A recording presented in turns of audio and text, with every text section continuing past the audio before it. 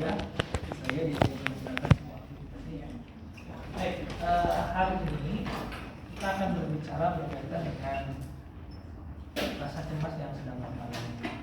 Jadi kamu mengatakan bahwasanya rasa cemas itu terjadi di awal perkuliahan. Bolehkah saya tahu bagaimana pola dihadapan? Mulai dari situasinya kapan, kemudian pikiran yang muncul seperti apa, dan gimana? Jadi Pak, situasinya itu pada saat berada di kelas, nah ketika dipanggil maju ke depan dan melakukan presentasi, nah pikiran saya yang muncul di sana, saya takut nggak bisa ngapa-ngapain di depan dan perasaannya di sana saya merasa cemas dan jantung saya berdebar semakin cepat, lalu tindakannya saya memaksakan. Oke, dia adalah orang yang langsung paham skema.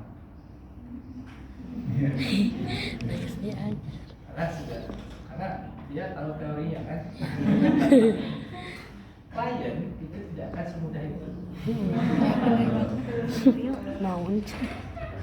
Klien tidak akan semudah itu. Yang pertama, jadi biasanya kalau sudah seperti ini bagus. Nah, kita akan mulai balik lagi sampai masuk ke inti. Inti itu adalah bagaimana kita menggali core belief atau keyakinan inti yang membuat dia mengalami irasional. Oke, terima kasih Kang Gimnas. Saya tertarik ketika kamu menceritakan di kelas. Apa yang terjadi di sana? Kamu posisinya di mana? Posisinya di kampus. Di kelas di kampus. Ya. Posisi duduknya itu di belakang, di tengah, di depan. Posisi duduknya saya di belakang pojok kiri. Di belakang pojok kiri. Kemudian ketika kamu di belakang pojok kiri itu apa yang kamu pikirkan? Di sana saya takut dan takut diketawain sama teman-teman saya. Takut diketawain sama teman-teman. Ya. Dan akhirnya dosen itu memanggil. Ya. Dosen itu memanggil dan kamu berjalan ke depan. Ketika berjalan ke depan, apa bayangan yang ada di dalam diri kamu terkait dengan teman-teman yang biar kamu ke depan? Yang ada di bayangan saya takut tidak bisa mengungkapkan apa yang harus saya ungkapkan dan takut ditertawakan oleh teman-teman saya yang ada di kelas. Oke, sesampainya kamu di depan dan giliran kamu presentasi, apakah itu yang terjadi? Di sana saya bergetar. Oke, Ya. bergetar. Ada di bagian tubuh sebelah mana yang bergetar? Mungkin tangan saya. Oke, tangan kamu. Dan jantung saya tidak tenang, bahkan berdebar-debar. Oke, dan kamu merasa sangat bergerak kencang. Ya. Apalagi yang terasa? Ya itu saja. Baik, terima kasih. Nah, dari hal yang kamu sampaikan, mulai dari pertama kamu duduk, kemudian maju ke depan, ini ada pola yang bisa kita pelajari bersama. Pertama, ketika kamu duduk di sana, kamu sudah mulai berpikir, apakah saya akan ditertawakan? Baik. Kemudian ketika maju ke depan, di dalam pikiran lain kamu terus terbayang bayangan tentang teman-teman yang menertawakan, dosen yang marah, kemudian kata-kata negatif yang mungkin nanti akan kamu dengar. Dan ketika kamu duduk, maka semuanya menjadi kenyataan. Perasaan takut itu hadir menyelimuti diri kamu, mulai dari ujung kepala sampai ujung kaki, dan menimbulkan respon seluruh tubuh kamu gemetar. Jantung berdetak kencang. Oke. Nah, menurut kamu apakah ini adalah hal yang baik untuk diri kamu atau tidak? Tidak baik. Tidak. Selain di kelas ini, ada lagi nggak ketika kamu berada di dalam situasi lain, tapi kamu merasakan hal yang sama, kecemasan yang sangat luar biasa? Mungkin kita berada di tempat umum. Tempat umum. Iya. Kapan terakhir kali kamu berada di tempat umum? Ketika saya disuruh oleh salah satu dosen saya magang di kampus lain. Nah, di sana saya juga merasa cemas. Apa yang terjadi ketika situasi magang? Yang terjadi di sana saya takut dan kan di sana banyak orang baru ya Pak. Ya. Sedangkan saya ini orangnya mungkin tidak bisa cepat berbaur dengan orang baru, sehingga saya itu di sana merasa takut. Jadi ketika kamu berada di tempat baru tersebut, di kampus baru tersebut, maka kamu merasa takut. Ya. Apakah polanya masih sama seperti kamu ketika ada di dalam kelas itu? Kurang lebih sama. Sama.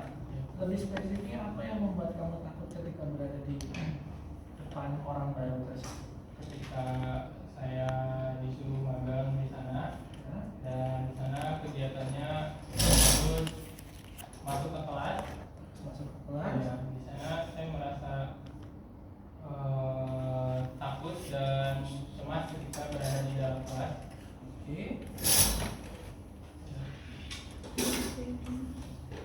Nah,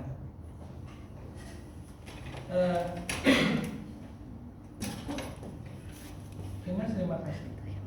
Bahwasanya kamu merasa takut ini karena kamu takut kepada dosennya, atau kamu kepada orang-orang lain, atau seperti apa?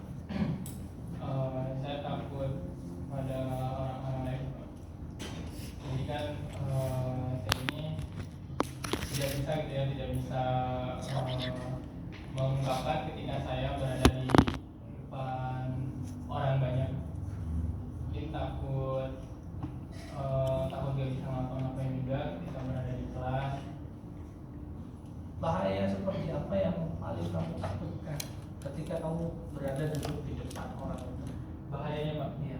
bahaya yang Hal terburuknya. hal terburuknya mungkin yang ada di pikiran saya, takut saya ini ngeheng, gak bisa mengungkapkan apa yang harus saya Ungkapkan. ya.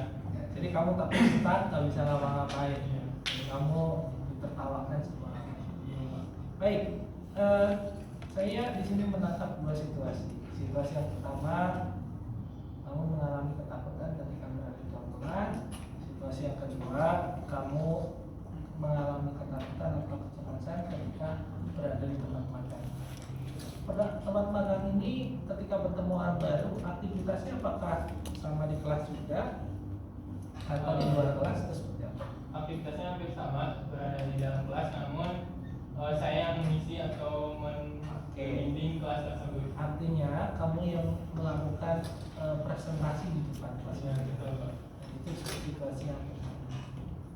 Tepuk tangan dulu. Jadi teman-teman, kita itu mengidentifikasi situasi-situasi yang katakanlah itu hampir mirip. Ya. Nah, kalau ini saya waktunya terbatas. Jadi ini hanya contoh. Nah, kalau dalam sesi konseling realnya sekitar 10-15 menit Anda fokus kepada area ini. Nah, area ini itu berkaitan dengan pola, sekali lagi skema kognitif. Jadi skema kognitif itu sebenarnya ada di bagian diri kita, di catatan kita. Ngerti ya? Bukan ada di area konseling. Konseling itu kita panduannya dari sini. Pertama, situasinya di mana, kemudian pola datang pikiran otomatisnya itu seperti apa, gitu kan? Kemudian pikiran otomatis ini nanti yang menghasilkan perasaan. Nah, setelah baru dari sini ke identifikasi dua situasi yang memiliki kemiripan ini, kalian baru tentukan setting goals-nya. Oke? Nah, setting goals ini akan memunculkan alternatif skema kognitif baru sebagai lawan dari skema kognitif yang lama. Nah, setting goals-nya misalkan contoh. Baik, kita lanjut ya. Baik, Kang Dimas, hari ini kita sudah belajar untuk menemukan berkaitan dengan situasi yang selama ini mengganggu Kang Dimas, yaitu situasi kecemasan yang anak-anak. Nah, dari pola yang ada, saya menemukan bahwasannya Kang Dimas ini sangat merasa takut ketika berada di hadapan orang lain, apalagi orang lain. Nah, tujuan dari sesi bahasa kita hari ini, saya memandang pentingnya Kang Dimas itu perlu melakukan pengelolaan emosi, pengelolaan pikiran, dan mempelajari berkaitan dengan mengelola kecemasan di depan orang. Nah, apakah bisa kita lakukan sesi konseling untuk mengarahkan ke sana? Bisa Pak. Baik. Di dalam pendekatan CBT ini ada yang disebut sebagai skema kognitif. Bahwasanya perilaku yang muncul kita itu dihasilkan oleh pertama situasi. Jadi Kang Dimas mengartikan situasi tertentu itu adalah situasi yang mengancam atau tidak mengancam.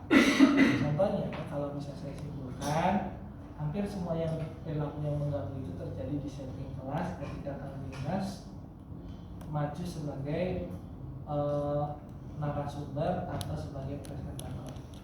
Kemudian muncul pikiran otomatis.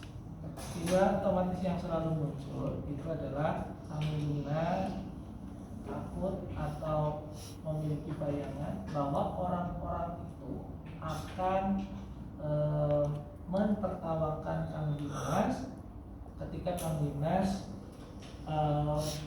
maju ke depan kelas. Bolehkah saya tahu mengapa pikiran itu selalu muncul dan mengganggu? Karena mengapa pikiran itu selalu muncul dan mengganggu, Pak? Iya. Karena memang sebelumnya saya belum pernah pengalaman menjadi presenter atau menjadi narasumber Ya. di kelas, sehingga pikiran saya takut diketawakan atau saya takut gak bisa gitu kan. Nah, karena memang saya sebelumnya tidak pernah melakukan kegiatan tersebut. Oke, jadi sebenarnya wajar atau tidak ketika Kang Dimas belum pernah melakukan sama sekali, kemudian Kang Dimas merasa takut? Wajar. Wajar. Kemudian apa yang perlu dilakukan agar Kang Dimas ini, kalau tadi itu takutnya sangat tinggi mungkin, kemudian Kang Dimas bisa menurunkan takut ini agar Kang Dimas itu bisa berhasil untuk melakukan presentasi ke depan? Mungkin yang akan saya lakukan, saya lebih latihan dulu di sebelum masuk kelas, dan membaca materi yang apa yang harus saya sampaikan agar saya ketika menjadi narasumber atau presenter tidak takut salah apa yang harus saya jelaskan. Oke, pola pikir apa yang perlu diubah ketika tadi Kang Dimas berpikir saya tidak bisa, maka yang terjadi adalah Saya harus bisa. maka itu yang harus dirubah. Iya. Jadi yang saya tidak bisa menjadi saya bisa. Betul, Pak. Oke. Nah, kemudian ketika kita coba kita lakukan tes terlebih dahulu. Kang Dimas coba lakukan stop atau memutar rekaman yang tadi tuh bayangannya adalah orang-orang itu menertawakan segala macam. Kata-kata apa yang muncul? Saya takut. Oke, saya takut. Maka nanti kita nanti Kang Dimas ceritakan apa yang perasaan yang muncul seperti apa ya. Oke, boleh dalam hati, boleh tutup mata, boleh atau buka mata. Yang ketakutan yang Kang Dimas bayangkan itu semuanya terputar dan ada di pikiran Kang Dimas. 1, 2, dan 3. Stop. Pikiran perasaan apa yang hadir ketika terus mengatakan itu? Perasaannya saya kecewa pada diri saya. Oke. Dimas kecewa pada diri. Nah, ketika dirubah, maka kata-kata yang alternatifnya apa tadi? Saya bisa. Saya bisa. Oke. Apakah bisa kita munculkan untuk jadi nanti caranya boleh letakkan tangan di atas seperti ini, kemudian katakan saya bisa, saya bisa, saya bisa, dan seterusnya. Ambil tarik nafas, hembuskan. Itu ya, 1, 2, dan 3. Saya bisa, saya bisa, saya bisa, saya bisa.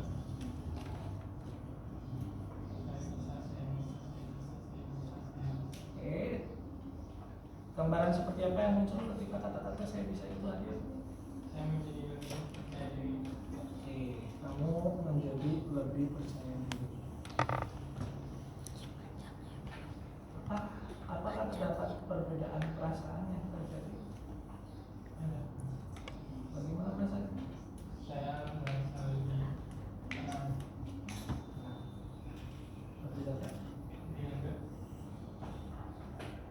Kapan akan melakukan latihan untuk sebelum presentasi? Saya akan melakukan latihannya pada saat sebelum melakukan presentasi, mungkin di rumah saya sebelum berangkat ke kuliah. Oke. Selain melakukan latihan presentasi, apalagi yang perlu kamu siapkan agar kamu semakin percaya diri? Mungkin saya persiapkan agar saya lebih percaya diri. Saya berlatih di depan cermin. Oke. Berlatih di depan cermin, kemudian Kemudian menjadi saya. oke. Seandainya ada dosen kamu atau teman-teman kamu yang melihat kamu yang berlatih dengan giat dan kamu bisa untuk presentasi, maka perasaan apa yang hadir? Saya senang. Saya senang. Apa yang kamu pikirkan ketika kamu senang dan bahagia di sana? Saya pikirkan ternyata saya bisa melakukan presentasi tersebut. Ternyata kamu bisa memastikan bahwa kamu dapat melakukan presentasi itu. Betul. Terima kasih. Tepuk tangan. Oke, kebayang teman-teman. Jadi lakukan psikoedukasi dulu berkaitan dengan skema kognitif yang tadi. Nah, kemudian setelah melakukan aktivasi melakukan psikoedukasi berkaitan dengan skema kognitif, kemudian cek berkaitan dengan behavior activation. Kapan situasinya dan segala macamnya. Oke? Setelah itu baru masuk menjelaskan berkaitan dengan bahwa perilaku ini muncul akibat dari pemahaman tentang situasi. Oke? Situasi diakibatkan oleh pemikiran atau bayangan terhadap situasi yang membuat dia merasa takut. Kemudian dari bayangan tersebut itu menghasilkan perasaan. Perasaan yang timbulnya apa? Sehingga behavior activation-nya atau perilaku yang muncul yang tadi stuck, nggak bisa ngomong apa-apa itu terjadi. Paham sampai sini polanya? Oke, kemudian berikutnya setting goals. Setting goals-nya adalah bagaimana dia mau merubah situasi yang tadinya dia takut presentasi segala macam menjadi berani. Oke, maka kalau dalam teknik di buku itu Ada teknik stopping end atau yang disebut sebagai mengulang kembali rekamannya, gitu kan? Nah, mengulang kembali rekaman ini adalah yang dimaksudkan itu adalah rekaman pikiran. Nah, itu biasanya dalam bentuk self talk atau kata-kata. Nah, kenali itu dulu. Pikiran yang muncul dalam diri Dinas apa? Saya takut. Maka itu diulang-ulang, saya takut, saya takut, saya takut. Nah, ketika saya takut, maka eksperimen perasaan yang muncul menjadikan tidak bisa ngapa-ngapain atau semakin takut bayangannya itu. Maka eksperimen perilakunya dia menjadi nggak bisa ngapa-ngapain. Nah, munculkan tujuannya itu menjadi alternatif pemikiran yang baru. Alternatif pemikiran yang barunya adalah saya bisa. Lakukan pemutaran kembali berkaitan dengan self-talk positif. Ya, kalau tadi self-talk negatifnya, ini self-talk positifnya. Self-talk positifnya apa saja? Saya bisa. Maka kita di eksperimennya adalah saya bisa, saya bisa, saya bisa, saya bisa. Kemudian cek perasaan yang timbul dari mengubah self-talk tadi, hasilnya apa? Hasilnya apa tadi yang dihasilkan? Percaya diri dan lebih tenang. Oke? Ketika percaya diri dan lebih tenang ini, dia mampu untuk menjelaskan materi dengan baik.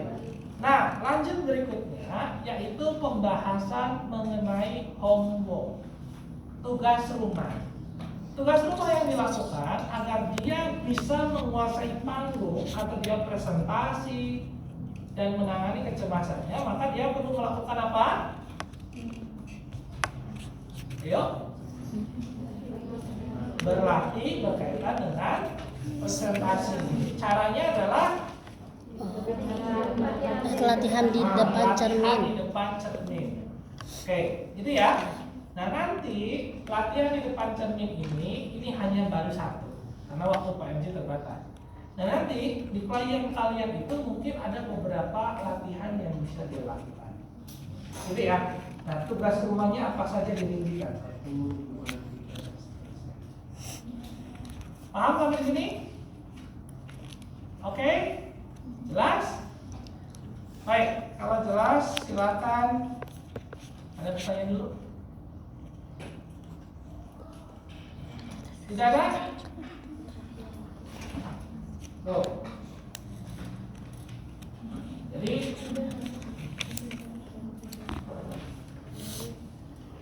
jelas? Jadi cara menghilangkan berkaitan dengan yang tadi ya, dengan mengganti self-talknya.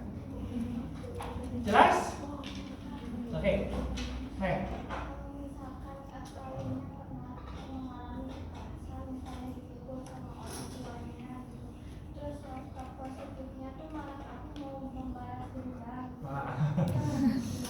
Nah, oke.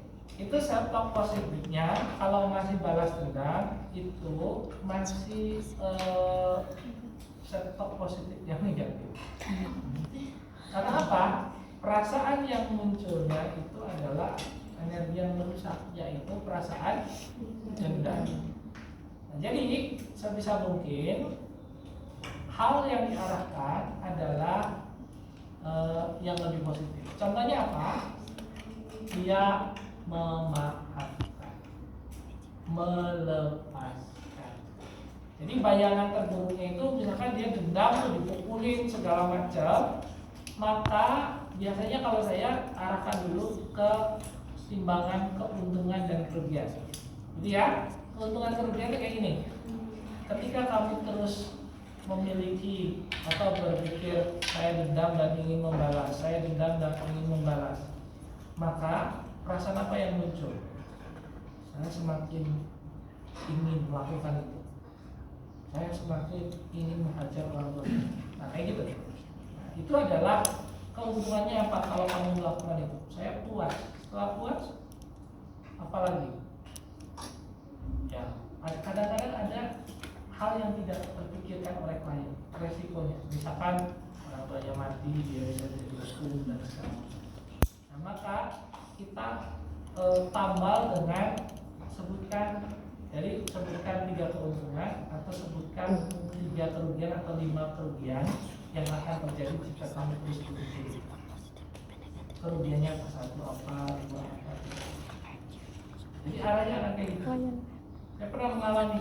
Nah, ini hati-hatinya. Kalau Anda mengalami hal itu, hati-hati mau pakai. Saya pernah mengalami itu. Jadi dalam skemanya waktu saya, tapi itu melakukan dari hipnoterapi ya. Jadi orang itu dia karena saking dendamnya itu sangat luar biasa.